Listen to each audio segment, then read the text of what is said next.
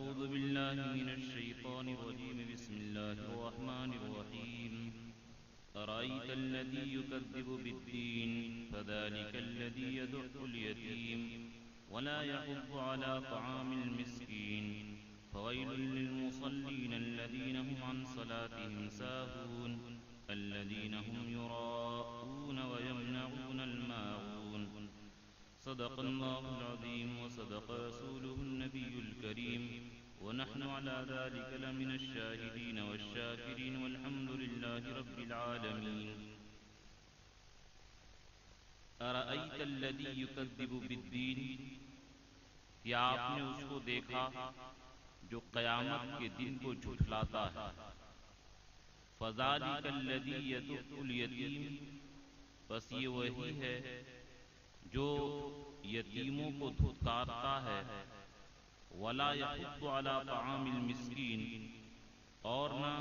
مسکینوں کے کھانا کھلانے پر ابھارتا ہے ترغیب دیتا ہے فویل للمصلین بس ہلاکت ہے بربادی ہے ان نمازیوں کے لیے الذین هم عن صلاتهم ساہون جو اپنے نماز سے غافل ہیں الذین هم یراؤون جو وہ لوگ ہیں جو دکھاتے ہیں ویمنعون الماعون اور وہ لوگ ہیں جو برتنے کی چیزوں کو روکتے ہیں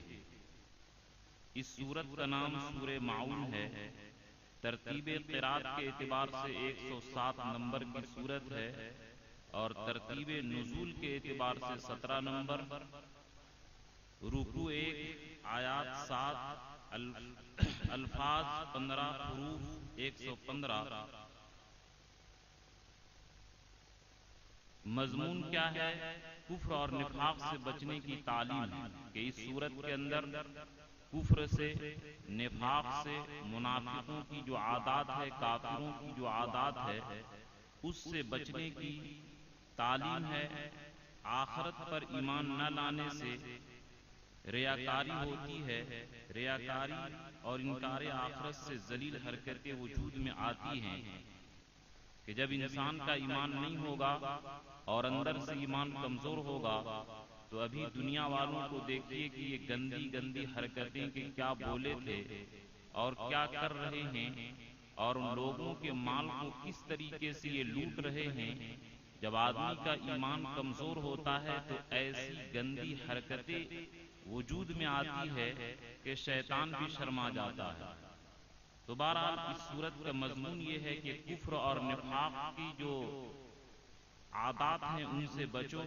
آخرت پر ایمان نہ لانے سے ریاکاری ہوتی ہے اور ریاکاری اور کفر کی وجہ سے بڑی بری بری حرکتیں ہوتی ہے انسانی قدر دم توڑ دیتی ہے کہ آج جو انسانیت تباہ ہے اسی وجہ سے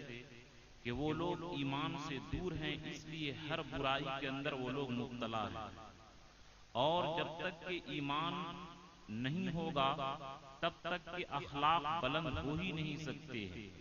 صحابہ کرام کے ایمان لانے سے پہلے ان کی معاشرت کیا تھی لیکن ایمان لائے تو کیسے ان کے اخلاق بنے کہ غیر بھی تعریف کرنے پر مجبور تھا کہ ہم لوگوں کو محمد ابن قاسم رحمۃ اللہ علیہ سے جتنا فائدہ پہنچا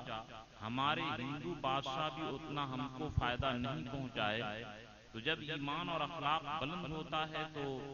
آدمی کا عمل بھی اچھا ہوتا ہے اور ایمان کمزور ہوتا ہے تو پھر عمل بھی کمزور ہوتا چلا جاتا ہے تو ایمان کو مضبوط کرنے کی تعلیم دی گئی ہے کہ انسان اپنے ایمان کو مضبوط کرے اس کے ذریعے عمل بھی مضبوط ہوگا اور اخلاق بھی مضبوط ہوگا شان نزول عاص بن وائل کے بارے میں یا ولید بن مغیرہ کے بارے میں کہ یہ لوگ یتیموں کو دھتکارتے تھے یتیموں کا مال کھاتے تھے اور بعض مفسرین نے ابو جہل کے بارے میں بھی لکھا ہے کہ ابو جہل جب کسی کا انتقال ہونے لگتا تو اس کے باپ کے پاس جاتا کہ تم ہم کو اپنا بیٹا دے دو ہم تمہارے بیٹے کے دیکھ ریکھ کریں گے اور مال لے لیتا اور بعد میں اس کو دھکا دے کر کے بھگا دیتا اور اس طرح مال لوٹ لیتا تو یہ ان لوگوں کی برائی بیان کی گئی ہے اب آیت کریمہ کی تشریح دیکھیے ارأیت الذی، کیا آپ نے اس کو دیکھا، الذی یکذب بالدین، جو قیامت کے دن کو، بدلے کے دن کو جھٹلاتا ہے، یعنی ایمان نہیں لایا، تو اس کے اندر کیا خرابی ہوئی؟ فذالک الذی یدع الیتیم، بس یہ وہی ہے جو یتیموں کو دھتکارتا ہے، بھگاتا ہے، ہٹاتا ہے۔ جب آخرت پر ایمان نہیں ہے، دیکھیے دنیا کے اندر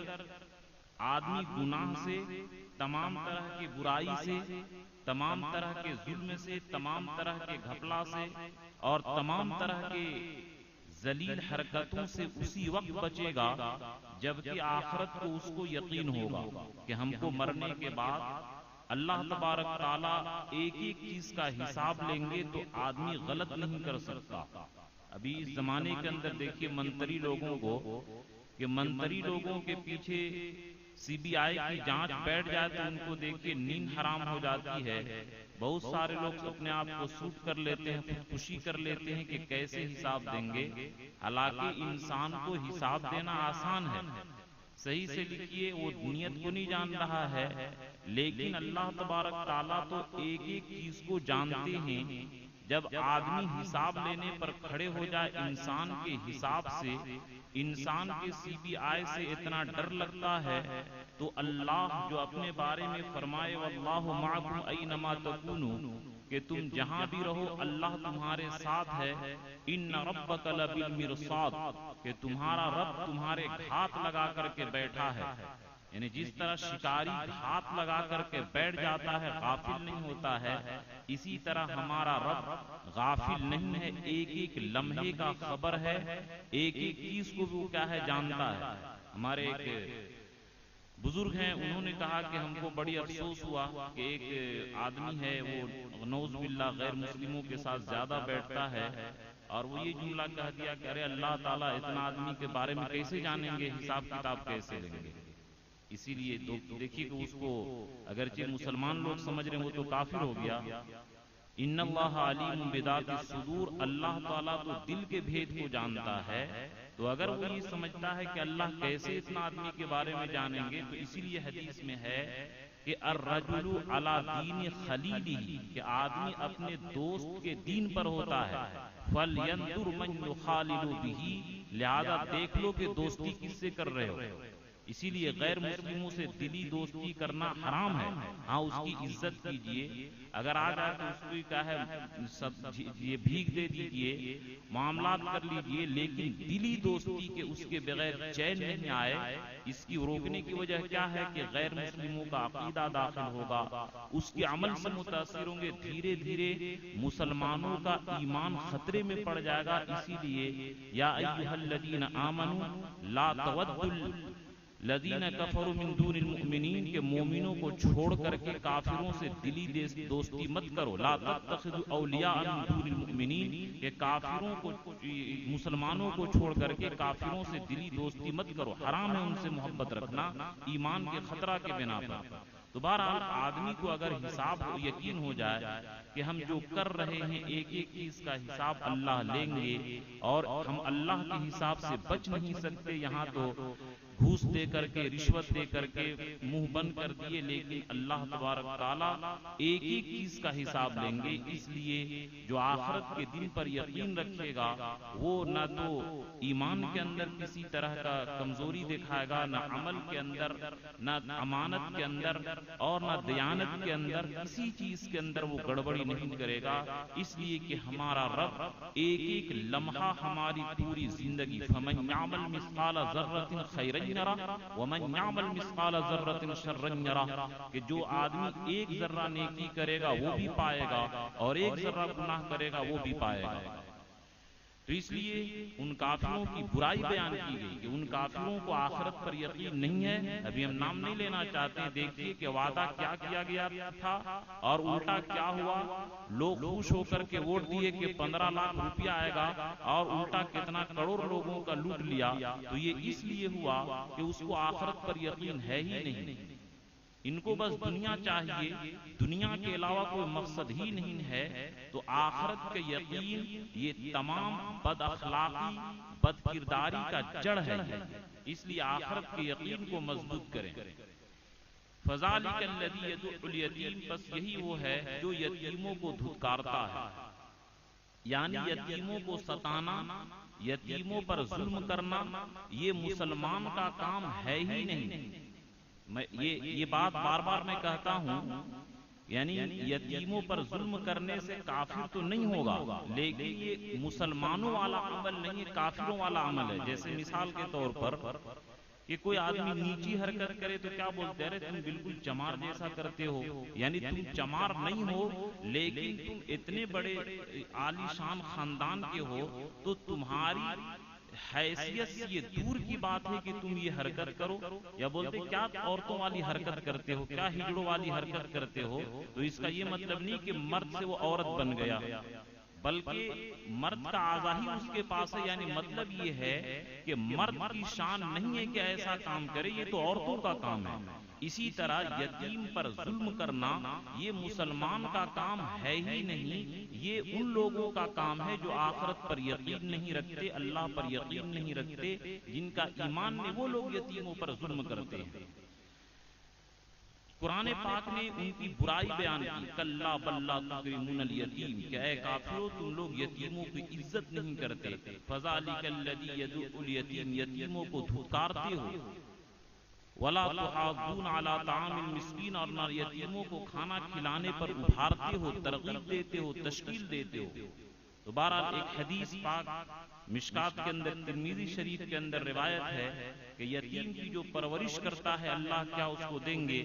چنانچہ ابن عباس سے منقول ہے، من قبض یتیما من بین المسلمین الی طعامہ و شرابہ ادخلہ اللہ الجنہ الا ان یعمل ذنبا لا یغفر. کہ کوئی مسلمانوں میں سے کسی یتیم کو اپنے گھر لے آئے اور اس کو کھانا کھلائے، پانی پلائے، ضروریات پوری کرے، تو اللہ اس کو جنت میں ضرور داخل کر دیں گے، مگر یہ کہ شرک نہ کرے. اگر شرک کیا تو پھر تو سب نیکی برباد ہو جائے گی. تو یہ یتیموں کی پرورش کرنے کا فائدہ ہے. دوسری روایت ہے کہ انا و کافل الیتیمی فی الجنت ہاکذا، اللہ کے نبی فرمائے کہ میں اور یتیم کی پرورش کرنے والا اس طرح جنت میں ملے ہوں گے. یتیم کس کو کہتے ہیں؟ یعنی جو بالغ ہونے سے پہلے جس کا باپ مر جائے وہ یتیم ہے. ولا یتیما بعد البلوغ، اور بلوغیت کے بعد یتیمی نہیں ہے. لیکن بہرحال ان کا بھی خیال کرنا چاہیے. ابھی مسلمانوں کے نعوذ باللہ برے حال ہیں کہ بچے باپ مر گیا تو بھائی لوگ بھتیجے کے جائیداد پر قبضہ کر لیتے ہیں اور ان کی بیویوں کو نکال دیتے ہیں. یہ بڑا سوچنے کا کام ہے کہ کہاں یہ ضمیر مر گیا اور کتنا ہم لوگ سخت دل ہو گئے کہ اس طرح یتیموں پر ظلم کرتے ہیں. ایک دوسری روایت ہے ابن ماجہ کے اندر، خیر بیت فی المسلمین بیت فیہ یتیم یحسن الیہ، کہ مسلمانوں کے گھروں میں سب سے بہتر گھر وہ ہے جس گھر کے اندر کوئی یتیم ہو اور اس کے ساتھ بھلائی کا معاملہ کیا جائے. کہ جس طرح اپنے بچے کو کھلاتے ہیں تو یتیم بچے کو بھی کھلائیے، یتیم بچے کو بھی دیجیے. وہ سب سے بہتر گھر ہے روئے زمین میں. وَشَرُّ بَيْتٍ فِي الْمُسْلِمِينَ بَيْتٍ فِيهِ يَتِيمٌ يُسَاءُ إِلَيْهِ، اور روئے زمین میں سب سے بدتر گھر وہ ہے جس گھر میں کوئی یتیم رہتا ہو اور یتیم کے ساتھ بدسلوکی کیا جائے. کہ اپنے بیٹا کو 200 روپے میٹر اور یتیم کو 100 روپے میٹر، اپنے بچے کو اچھا کھانا کھلانا اور جو جھوٹا بچا ہوا ہے، باسی بچا ہوا اس کو کھلانا. سب سے برا گھر ایسا گھر ہے جس میں یتیم ہو اور لوگ یتیم کے ساتھ بدسلوکی کا معاملہ کرتے ہوں، ظلم کرتے ہوں. تو اس لیے کیا ہے، بچیے. اور ایک روایت میں ہے کہ ایک آدمی نے شکایت کی کہ میرا دل سخت ہے، تو اللہ کے نبی فرمائے اگر تمہارا دل سخت ہے تو یتیم کے سروں پر ہاتھ پھیرا کرو، اس سے تمہارا دل نرم ہوگا.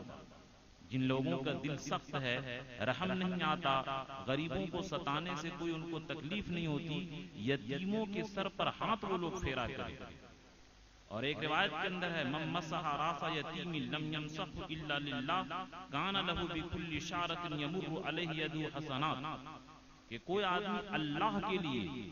کہ اللہ خوش ہو جائے اس لیے یتیم کے ہاتھ پر سر پھیرتا ہے،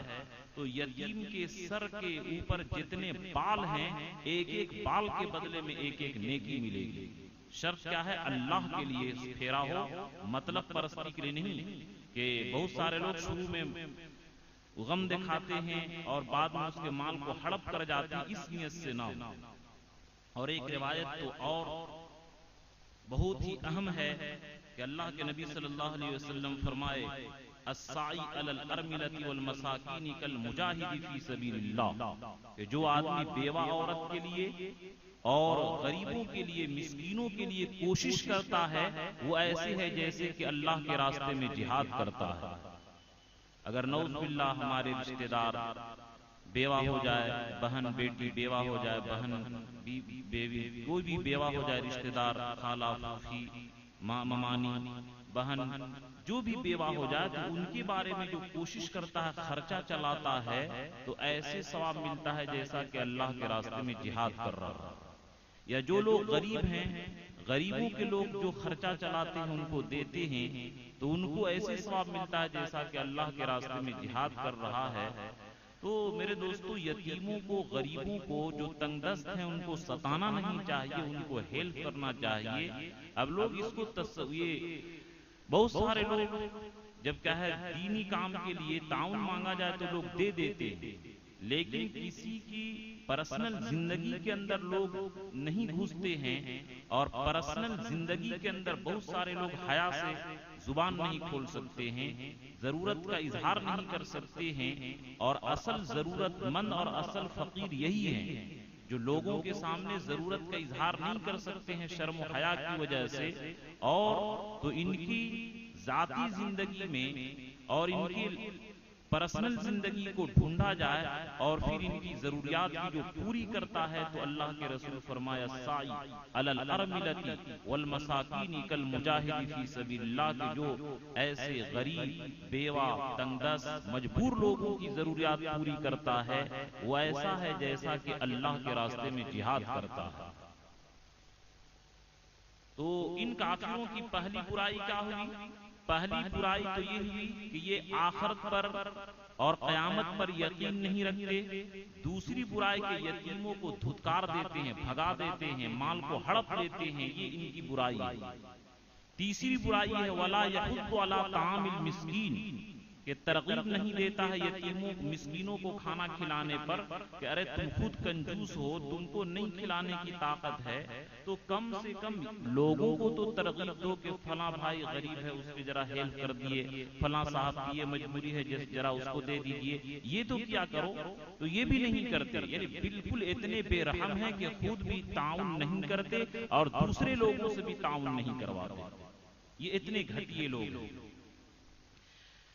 فویل للمصلین، بس ہلاکت ہے ان نمازیوں کے لیے۔ ویل کے بارے میں کہے کہ ویل جہنم میں ایک وادی ہے جس سے جہنم خود 70 مرتبہ روزانہ پناہ مانگتی ہے، اور اس کے معنی ہلاکت، بربادی، تباہی کے ہے۔ تو ان نمازیوں کے لیے ہلاکت ہے الذین هم عن صلاتهم ساہون، جو اپنی نماز سے غافل ہیں،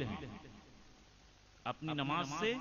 غافل ہیں۔ کہ یہ منافق لوگوں کے بارے میں ہے کہ یہ منافق لوگ جب لوگ سامنے رہتے ہیں تو نماز پڑھ لیتے ہیں، اور دیکھا کوئی مسلمان نہیں ہے، اندر سے تو ایمان ہے، انہیں نماز ہی نہیں پڑھتے ہیں۔ یہاں پر بعض ایک عالم سے جو بہت پرانے عالم بوڑھے ہیں، ان سے میں نے وہ بیان کر رہے تھے، وہ یہ بیان کر دیے کہ قرآن پاک میں ہے ہلاکت ہے ان نمازیوں کے لیے جو نماز سے غافل ہیں، یعنی جو لوگ نماز میں بھول چوک کرتے ہیں، نماز میں سجدہ سہو کرتے، ان کے لیے ہلاکت ہے۔ تو میں نے بڑی یہ تفسیر مظہری، تفسیر روح المعانی، تفسیر روح البیان اور ان سب کی، اور یہ تفسیر علامہ جلال الدین سیوطی رحمۃ اللہ علیہ کی یہ تفسیر کے اندر جو در منصور ہے، ان کتابوں کا میں نے مطالعہ کیا، تو جو لوگ سمجھتے ہیں کہ نماز کے اندر غلطی اور بھول ہو جائے ان کے لیے بد دعا ہے، یہ سمجھنا غلط ہے۔ ان مفسرین کرام نے لکھا کہ یہاں پر عن صلاتہم کی نماز سے غافل ہیں، فی کا لفظ نہیں استعمال کیا، فی کے معنی میں کے ہوتے ہیں، جو نماز میں غافل ہیں یہ نہیں کہا۔ بڑے بڑے ولیوں سے، حتیٰ کہ ایک بار نبی صلی اللہ علیہ وسلم سے بھی نماز میں بھول ہوئی، تو نماز میں سجدہ سہو ہو جائے، بھول ہو جائے، استغراق کی کیفیت سے نماز پڑھ رہے ہیں، تو اس میں کوئی ہلاکت اور بد دعا نہیں ہے۔ اس لیے اس ذہن میں رہے کہ اگر کوئی نعوذ باللہ یہ مطالعہ کی کمی کی وجہ سے ایسی بات کر جائے کہ نماز میں غلطی پر اس آیت میں عذاب کی دھمکی ہے، یہ نہیں، بلکہ جو نماز سے غافل ہیں، یعنی نماز پڑھتے ہی نہیں، یا نماز کا وقت ہو گیا نماز کو بے وقت پڑھتے ہیں، کہ دکان کے چکر میں ایک کے بار 4 وقت کی نماز آ کر عشاء میں گھر میں پڑھے، تو یہ نماز سے غفلت کرنے والے ہیں۔ جو نماز کے اوقات کو بھلا دیے، نماز کو چھوڑ دیے، کبھی پڑھے کبھی نہیں پڑھے، ایسے لوگ نماز سے غفلت کرنے والے، ان کے لیے بد دعا ہے۔ اور نماز میں کمی کوتاہی ہو جائے تو اس پر بد دعا نہیں ہے۔ یعنی ان کافروں کی جو نماز تھی، ما کان صلاۃ عند البیت الا مکاء و تصدیہ، کہ کفار مکہ جس طرح حج ننگے ہو کر گڑبڑ کرتے تھے، اسی طریقے سے نماز وہ سیٹی بجاتے تھے نماز میں اور تالی پیٹتے تھے، تو اللہ تعالیٰ نے اس نماز کی رد کی کہ اس طرح نماز نہیں پڑھو، بلکہ امت محمدیہ میں جس طرح نماز مشروع ہوئی اس طریقے سے پڑھو۔ تو یہاں پر فی صلاتہم نہیں کہا، بلکہ ان صلاتہم، جو اصل نماز سے غافل ہیں اور نماز سے بالکل غفلت برتتے، ان کے لیے ہلاکت ہے۔ کہ ابراہیم علیہ السلام جو دعا کیے تھے، ربنا لیقیموا الصلاۃ، کہ اے اللہ ہم اس لیے بنائے تاکہ میری اولاد نماز قائم کرے، وکان یأمر اہلہ بالصلاۃ، اسماعیل علیہ السلام اپنے اولادوں کو نمازوں کا حکم دیتے تھے۔ تو نماز میں غفلت، نماز میں بھول ہو جانا یہ عذاب کا سبب نہیں ہے، یہ تو ہوتا ہے بڑے بڑے ولیوں کو ہوتا ہے۔ یہاں پر ایک بات یاد رکھیے کہ نماز بہرحال خشوع اور خضوع کے ساتھ پڑھنی چاہیے۔ اب افسوس ہے لوگوں کو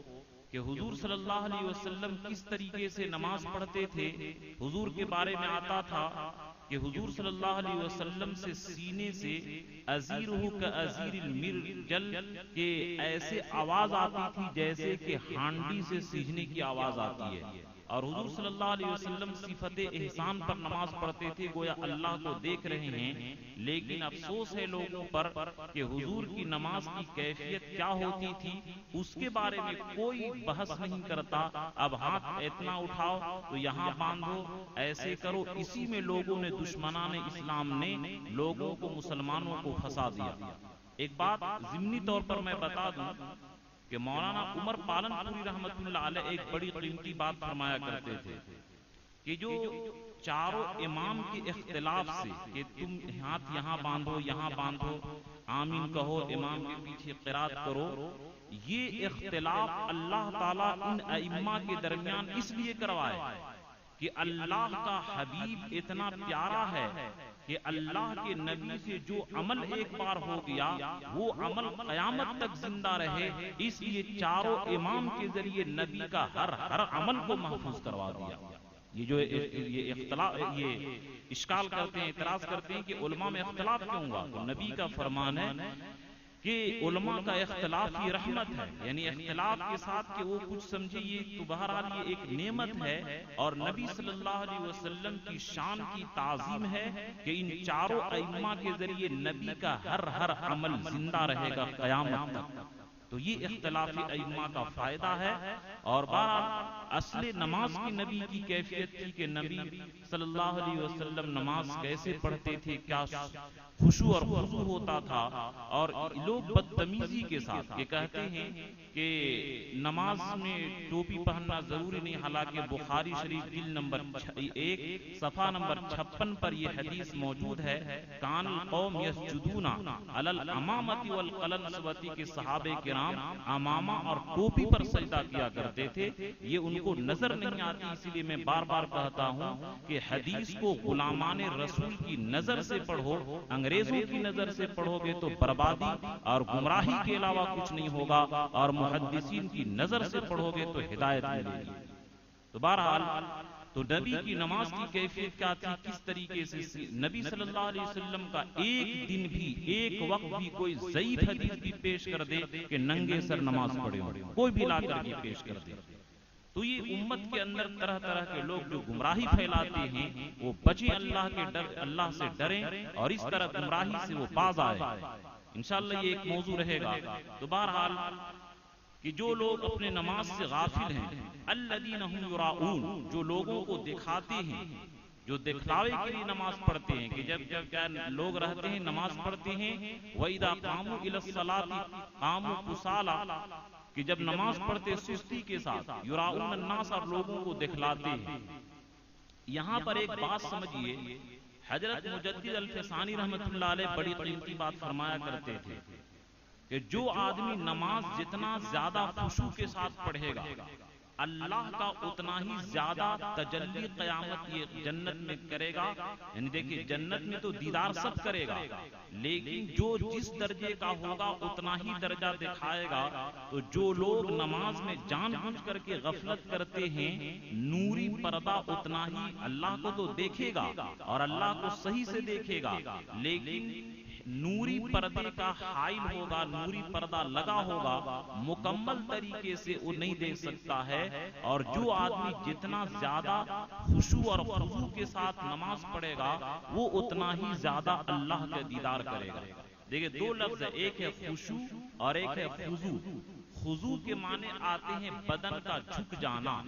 یہ نہیں کہ اکڑ کر کے کھڑا ہو پہلوان جیسا اور بہادری دکھائے بے ادبی کے ساتھ. خضوع ہونا چاہیے کہ تمہارا بدن بھی جھک جائے. اور خشوع کے معنی آتے ہیں دل جھک جائے. اسی کو قرآن پاک نے کہا قد افلح المؤمنون الذین هم فی صلاتهم خاشعون، کہ وہ مسلمان کامیاب ہو گئے جو اپنی نماز میں خشوع اور خضوع اختیار کرتے ہیں.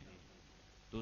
لوگوں سمجھو کہ نماز کو اس طریقے سے حیت بگاڑ کر کے بے ڈھنگا پن کے ساتھ، یہ بالکل اللہ کو یہ ہو ہی نہیں سکتا کہ جب اتنا لاپرواہ ہے تو کیا اس کے دل کے اندر خشوع ہوگا، جب جسم کے اندر اتنا اکڑ پن، ایٹھن پن اور اس طریقے سے لاپرواہی، تو اس کا دل کا نماز کے اندر جھکے گا. اب یہ نماز کے اندر خشوع کیسے آئے گا؟ تو اسی لیے جو آج کل لوگ کہتے ہیں کہ ان بزرگان دین سے کیا ہوتا ہے، ارے نگاہ مرد مومن سے بدل جاتی ہے تقدیریں. جس طریقے سے ایک ڈاکٹر کو مکمل ڈاکٹری بغیر ڈاکٹر کی صحبت میں رہے ہوئے نہیں مل سکتی ہے، آپ لوگ اس سے آپریشن نہیں کرائیں گے جو سیکھا نہ ہو، تربیت نہ لیا ہو. تو اس کے لیے جو بزرگان دین تربیت دیتے ہیں کہ خشوع پیدا کرنے کا طریقہ یہ ہے کہ طہارت کے اندر یعنی استنجا وغیرہ جو کرو تو نہایت اہتمام کے ساتھ، پاکیزگی کے ساتھ. وضو کرو تو بالکل سنت کے طریقے کے ساتھ، کم پانی بہا کر کے، زیادہ پانی بہانا یہ مکروہ ہے. اسی طرح نماز سے پہلے کی جو سنتیں ہیں یہ پڑھا کرو جا کر کے. دیکھیے آپ لوگ گیس میں جب کھانا چڑھاتے ہو کیا فوراً بن جاتا ہے؟ گیس میں کھانا چڑھاتے ہیں، پہلے گرم ہوتا ہے، تیل ڈالتے ہیں، اور ہم لوگ کی عادت ہے کہ ابھی 2 منٹ باقی ہے، باہر کھڑے ہیں، جماعت میں جا کر شامل ہوں گے تو کیا خشوع پیدا ہوگا. ارے پہلے کی سنتیں جو ہیں یہ اسی لیے پڑھوائی جا رہی ہے تاکہ آگے فرض نماز جو امام کے ساتھ پڑھو گے تم، یہ تمہارے دل کے اندر خشوع اور خضوع پیدا کرے گا. تو ایک یہ کہ نماز کی پابندی کریں، وقت کا خیال رکھیں، مکمل طریقے سے پاکی کا اہتمام کریں، وضو کا اہتمام کریں، اور اسی طریقے سے قبلیہ سنتوں کو پڑھیں. یہ ظہر سے پہلے 4، عشاء سے پہلے 4، عصر سے پہلے 4 جو ہے اس کو پڑھا کریں. اور اگرچہ عصر سے پہلے اور عشاء سے پہلے سنت مؤکدہ تو نہیں ہے، گناہ تو نہیں ہوگا، لیکن دل کے اندر خشوع جو پیدا ہوگا اسی وقت ہوگا جبکہ ہم ان سنتوں کا بھی اہتمام کریں. اسی طرح تلفظ، ایک یہ کہ مشین کی طرح چالو ہو گئے اور دھیان کہاں ہے اور ہم کیا پڑھ رہے ہیں. تلفظ، تھانوی رحمۃ اللہ علیہ فرمائے کہ یہ سوچو کہ بسم اللہ پڑھ رہے ہیں، اس کے بعد اعوذ باللہ پڑھ رہے ہیں، بسم اللہ پڑھ رہے ہیں، الحمدللہ، یہ سوچ کے پڑھو کہ ہم یہ پڑھ رہے ہیں. تو اس سے دیکھیے کہ نماز میں کتنا مزہ آئے گا. اگر ہم لوگ ایک کیا ہے محبوبہ سے وقت مل جائے تو دیکھیے آدمی کتنا خوش ہوتا ہے بات کرنے کا. ایک مکھ منتری سے مل جائے تو دیکھیے کہ سوچے گا کہ اس سے 1 گھنٹہ اور بات کرتے. اللہ جو رب العالمین ہے، مسلمانوں کو فری میں بات کرنے کا موقع ملتا ہے اور ہم لوگ اس کی قدر نہیں کرتے کہ ہم کیا پڑھ رہے ہیں، اس کو دھیان میں سمجھو. دوسرا یہ 6 نمبر پر یہ کہ معنی کا دھیان کرو کہ ہم لوگ جو پڑھ رہے ہیں الحمدللہ، یہ معنی ہوا کہ اے اللہ تمام تعریف صرف آپ ہی کے لیے ہے جو تمام کائنات کا پالنے والا ہے۔ اس طرح دھیان کے ساتھ معنی کو بھی دھیان کے ساتھ پڑھا کرو، اور جو صفت احسان بیان کیا گیا ہے اعبد اللہ کأنک تراہ، اللہ کی عبادت ایسے کرو گویا کہ ہم اللہ کو دیکھ رہے ہیں، اور یہ صفت نہ ہو تو کم سے کم یہ ہو فَإِن لَمْ تَكُنْ تَرَاهُ فَإِنَّهُ يَرَاكَ، کہ اگر تم نہیں دیکھتے ہو تو یہ سمجھو کہ اللہ مجھ کو دیکھ رہا ہے۔ اس طرح ہم خود بھی کیا ہے بول تو رہے لیکن خود ہم اس سے غافل ہیں۔ اگر یہ 40 دن ہم لوگ اس طرف پریکٹس کر کے دیکھ لیں کہ اہتمام کے ساتھ استنجا، نہایت پاکیزگی کے ساتھ سنت طریقے سے وضو، اور وقت کا اہتمام، جماعت کے ساتھ نماز، وقت کی پابندی، اور یہ پہلے کی سنتیں، تلفظ کا دھیان، معنی کا دھیان، اس طریقے سے ہر رکن کے اندر، قیام کے اندر یہ کم سے کم 3 بار سمجھے کہ ہم اللہ کو دیکھ رہے ہیں، اللہ مجھ کو دیکھ رہا ہے۔ رکوع کے اندر بھی کہ اب اللہ کے سامنے جھک رہے ہیں، سجدہ میں کہ اب اللہ کے قدموں میں ہم اپنا سر رکھ دیے۔ اس طرح دیکھیے کہ اس نماز پڑھنے میں کیا لذت آ گئی۔ آخر کیا تھا بزرگان دین کے اندر کہ ہم آپریشن کروائیں گے، پاؤں کاٹنا ٹھیک ہے، نماز پڑھ رہے ہیں، نماز کے لیے نیت باندھے اور دوسری دنیا میں چل گئے اور ان کا پاؤں بھی کٹ گیا اور پتہ بھی نہیں چلا۔ اور آج ہم لوگوں کو گرمی برداشت نہیں ہوتی ہے، مچھر برداشت نہیں ہوتا، اس لیے کہ ہمارا دل میں خشوع اور خضوع نہیں ہے۔ تو اس لیے میرے دوستو ان اختلاف کو اور ان امت کو گمراہ کرنے کو نماز پڑھنے کی لائیے کہ یہاں ہاتھ باندھو ایسے کرو اور اس کی نماز نہیں، یہ نماز نہیں، ان سب چیزوں کو چھوڑیے۔ نبی کی نماز کیسی ہوتی تھی ان کے پیچھے آئیے کہ نبی صلی اللہ علیہ وسلم کی نماز کی کیفیت کیا تھی۔ وَيَمْنَعُونَ الْمَاعُونَ، اور روکتے ہیں برتنے والی چیز کی۔ معون کے معنی آتے معین سے گھٹیا چیز۔ بعض مفسرین نے تفسیر کی ہے زکات، کہ زکات بھی چونکہ مال کا میل ہے، گھٹیا ہے، اس لیے زکات کو معون کہہ دیا۔ اور اکثر مفسرین کی رائے کہ معون کہتے ہیں معمولی سی چیز، برتنے کی چیز۔ عام طور پر مفسرین کے ڈول، رسی، چھلنی، چاقو، نمک، پانی، آگ، یہ سب چیزیں ہیں، یعنی وہ چیزیں کہ اگر آدمی استعمال کے لیے دے دے تو اس کو کوئی کمی نہیں ہوگی اور اس کو فائدہ ہو جائے گا۔ تو منافقین اتنے گھٹیے لوگ ہیں کہ ان سے معمولی سی چیز بھی مانگو جس کو عام طور پر ایک پڑوسی دوسرے کو دیا کرتا ہے، یہ لوگ وہ بھی نہیں دیتے، اس کو بھی روک دیتے ہیں۔ تو بہرحال جو لوگ زکات نہیں دیتے ان کے لیے بھی ہلاکت ہو ایک تفسیر کے مطابق۔ اسی لیے ایک حدیث میں آیا ہے کہ بڑا گناہ ہے اس شخص کے لیے جو پانی کو روک دیتا ہے، نمک کو روک دیتا ہے یا آگ کو روک دیتا ہے۔ اس لیے جو لوگ آپ لوگ کسی کو رینٹ میں مکان دیے ہیں تو پانی ان لوگوں پر بند مت کیا کیجیے، پانی کو فراوانی کیا کیجیے۔ کوئی نمک مانگے تو نمک دے دیجیے، آگ مانگے، اس زمانے میں لائٹر ہو گیا، ماچس ہو گئی تو فوراً دیا کیجیے۔ یہ معمولی سی چیز ہے، برتنے کی چیز ہے، اور قرآن پاک نے بیان کیا فی اموالہم حق معلوم للسائل والمحروم، کے نیک لوگوں کے مال میں مانگنے والوں کا بھی حصہ ہے، جو نہیں مانگتے ان کا بھی حصہ ہے۔ اور آج ہم لوگوں کا عجیب مزاج بن گیا کہ بس اپنا اپنا دیکھو، دوسرے کو کہے کوئی مطلب نہیں، اپنا پیٹ بھرنا چاہیے، دوسرا اپنا جائے کہیں۔ اور نعوذ باللہ خداموں کے ساتھ بھی نعوذ باللہ ظلم کا لوگ معاملہ کرتے ہیں، یہ بڑی افسوس کی بات ہے۔ وہ حدیث ذہن میں رکھیے کہ اللہ کے نبی فرمائے من نفس عن مؤمن کربۃ، کہ جو آدمی دنیا میں کسی مسلمان کی تکلیف کو دور کرے گا، نفس اللہ لہ کربا من کروب یوم القیامہ، تو اللہ تعالیٰ اس کی قیامت کے دن کی پریشانی کو دور کر دیں گے۔ اس لیے یہ انتظار مت کیجیے کہ وہ آدمی آگے ہم کو کہے گا کہ ہم کو اتنا پیسہ چاہیے، ہماری ضرورت پوری نہیں ہو رہی ہے، یہ پیسہ دیجیے، ہم کو یہ بڑھا دیجیے، ہم کو اتنا دیجیے، ہم کو یہ ضرورت ہے۔ یہ انتظار مت کرو۔ جو شرم اور حیا اور غیرت والے ہیں یہ ایسے لوگ بہت کم ملیں گے بولنے والے۔ آج ان کا پیشہ ہی ہے مانگنے کا، وہ تو بے شرم لوگ ہیں۔ تو بہرحال جن کی ضروریات ہے، مومنوں کی، پڑوسیوں کو دیکھیے، رشتہ داروں کو دیکھیے، دوستوں کو دیکھیے کہ جو ضرورت مند ہے ان کی ضرورت آج پوری کریں، اور قیامت کے دن اتنا سخت ہوگا کہ یوم تتقلب فیہ القلوب والابصار کے ڈر کی وجہ سے آنکھیں باہر آ جائیں گی، دل باہر آ جائے گا۔ اس دن ایسے لوگ اطمینان سے ہوں گے جو آج دنیا میں غریبوں کی ضروریات، دوستوں کی ضروریات، رشتہ داروں کی ضروریات پوری کریں گے، قیامت کے دن وہ لوگ بڑے آرام سے ہوں گے، اللہ ان کی قیامت کے دن پریشانیوں کو دور کر دے گا۔ اور اسی حدیث کے اندر ایک جملہ اور آگے آتا ہے، اللہ فی عون العبد ما کان العبد فی عون اخیہ،